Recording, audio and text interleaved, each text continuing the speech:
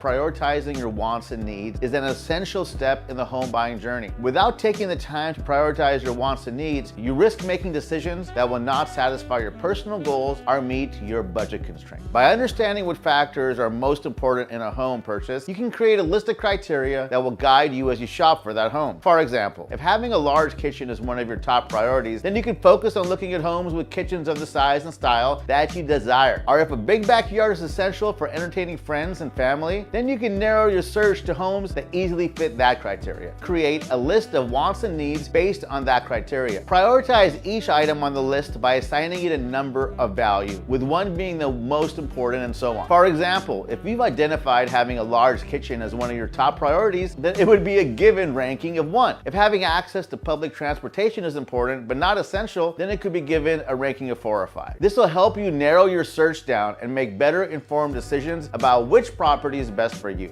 Now you can speak to your agent, and with all their tools and resources, they can narrow your search for you. By understanding how to prioritize your wants and needs, you can confidently embark on the home buying journey with peace of mind that you've made the best choice for your family and your budget. We hope that this helps you get a better understanding of prioritizing your wants and needs when looking for a new home. And we'll see you in the next video.